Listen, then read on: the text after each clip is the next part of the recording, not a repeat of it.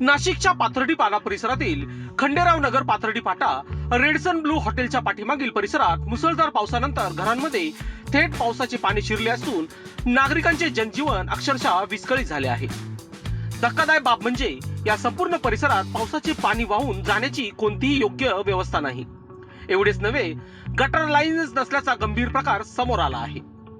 विकासाच्या गप्पा मारणाऱ्या प्रशासनाला आणि महानगरपालिकेला हा परिसर आजवर दिसलाच नाही का, असा संतप्त सवाल नागरिक करत आहे।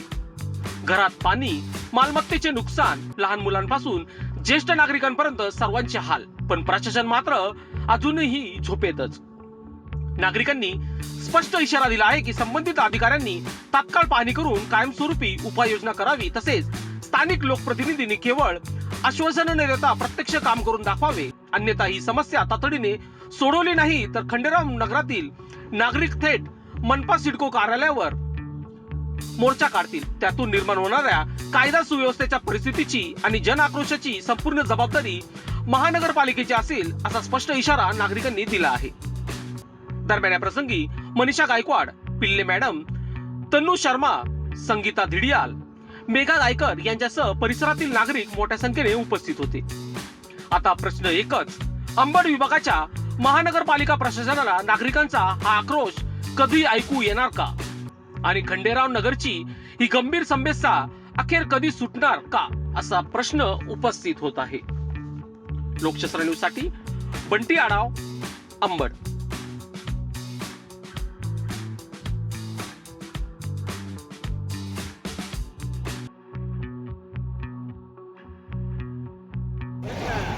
नमस्कार, मी राजश्री पिल्ले। आम्ही इकडे खंडेराव नगरमधनं बोलतोय। ॲक्च्युली इथे पाण्याचा एवढा प्रभाव वाढलेला आहे, तरी पण NMC वाले आणि इलेक्ट्रिसिटी बोर्डवाले यांना आम्ही सकाळपासून फोन करतोय, पण एक जणांनी पण आम्हाला प्रतिसाद दिलेला नाही आहे। जर इथे काही असं काय अनर्थ काही घडला तर याचं पूर्ण त्यांची जिम्मेदारी पूर्ण प्रशासनाला असणार आहे। त्यांनी आम्हाला व्यवस्थित आमच्या कामाला जरा प्रतिसाद द्यावा आणि इथं पाणी वगैरे व्यवस्थित काढून याचं परमनंट सोल्युशन काढून द्यावं त्यांनी। माझं निवासस्थान आहे पार्टीची महिला दिल्यापेक्षा आमच्या जर प्रतिनिधींचं अशी परिस्थिती असेल तर सामान्य लोकांची काय परिस्थिती असेल। तरी NMC लोकांनी येऊन फक्त इथे तोंड दाखवलं आणि ते निघून गेले। आता तुम्ही बघा साधारण माणसांचं काय होणार आहे इकडे, एवढं पाणी भरलेलं। मी दिवाळीपासून त्यांना NMC लोकांना सांगते इथे तुम्ही ड्रेनेज टाका, इथे रोड आमचा व्यवस्थित बनवा, पण कोणी त्याची दखल घेतलेली नाहीये। आता मी NMC ला जाणार आहे। आता त्यांचं आवडतं त्यांनी सांभाळावा, त्यांचं काय होणार आहे ना ते देवालाच माहिती आहे। तुम्ही आता प्रत्येक घरामध्ये पाणी शिरलेलं आहे। आता इथे सगळे वयस्कर लोक राहतात, त्यांची काय दैनंदिन परिस्थिती झाली आहे। बाहेर काढावं लागतंय, कुठेतरी दूर नेऊन ठेवतात, आजारी लोक आहेत, इथून गाड्या जातात, शाळांचे बसेस वगैरे बंद झालेले तिकडे, लोकांना इथून जाता येत नाही। जर इथे आता इथे इलेक्ट्रिसिटी बोर्डची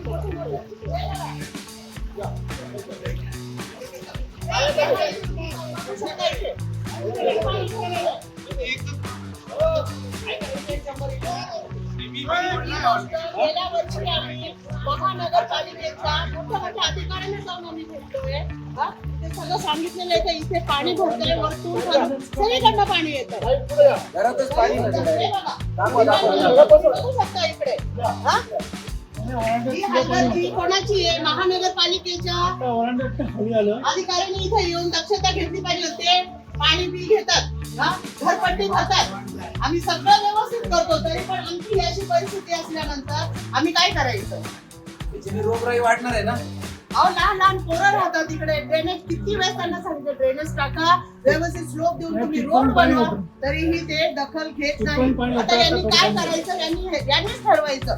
हे तर आम्ही तिथे येऊन जर आम्ही गेट बंद केला तर तिथून आतमध्ये कोणी येणार नाही आणि बाहेर कोणी जाणार नाही। मी ठोक्याने सांगू शकते। हे अधिकाऱ्यांना आम्ही स्वतःहून पाठवणार आहे। नगरसेवकांना आम्ही इथे निवडून दिलेले, कोणत्या नगरसेवकांनी येऊन इथे दक्षता घेतलेली आहे? चला पुढे अजून दाखवतो तुम्हाला।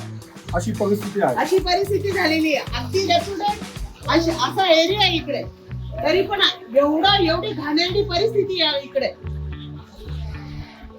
कुठे गेले ते अधिकारी लोक कुठे गेले? जाऊ दे, हे दाखव.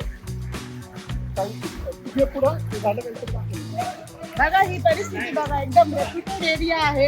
हा, इथे सगळे व्यवस्थित रेप्युटेड लोक राहतात आणि इथे बघा परिस्थिती बघा तुम्ही कशी आहे. हा, आता महानगरपालिकेच्या अधिकाऱ्यांना त्यांना ना एक हार घेते आणि त्यांचा चांगला सत्कार करते. खरंच करते मी त्यांचा सत्कार.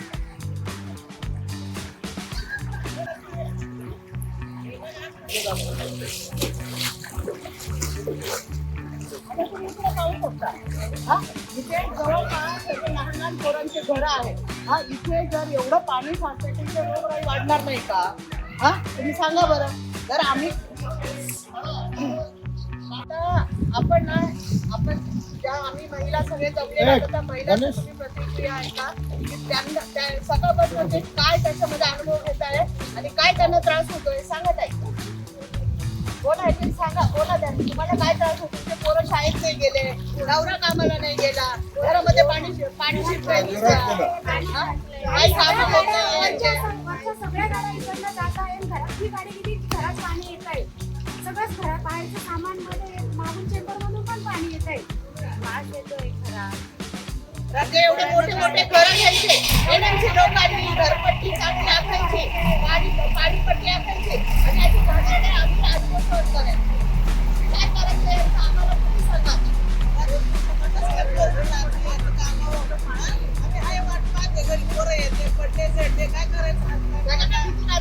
लोक पडताय का अक्षरशः लहान लहान पोरं पडताय. कोणाचं गाड्यांचं ऍक्सिडेंट होतोय. याचं प्रशासनाने काहीतरी नोंद घ्यायला पाहिजे की नाही? हा, हे लोक आपल्या खुर्चीवर बसलेले असतात, त्यांना फोन केला तरी ते फोन उचलतात पण त्याची काही नोंद काही घेत नाही. त्यांनी व्यवस्थित इथे येऊन यांनी इथे चेंबर वगैरे बांधवले, रोडची व्यवस्था करून द्यावी यांनी. नाहीतर आम्ही ना घरपट्टी भरणार ना पाण्याचा पट्टी भरणार. यांच्यामध्ये दम असेल ना तर यांनी आमच्याकडनं बोलून घ्यावं. पण आम्ही सगळं व्यवस्थित करतो याचा ते फायदा घेत आहे. आता एवढं पाणी भरलेलं सकाळपासून प्रत्येकाचा चहा सुद्धा झालेला नसेल. एवढा त्रास झालेला आहे सगळ्यांना. सकाळपासून आम्ही फोन करतो एकमेकांना. डायरेक्ट घरामध्ये पाणी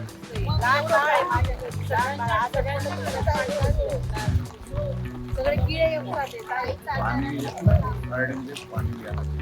माझा मुलगा सुद्धा गेला नाही त्या पाण्यात. 2 दिवसापासून जाताच नाही आम्हाला. लोकांना भाजी घ्यायला जायचंय. फक्त एक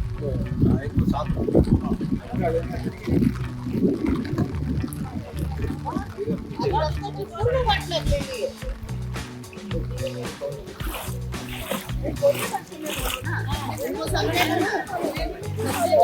त्या बंगल्यातलं घेऊन आलो.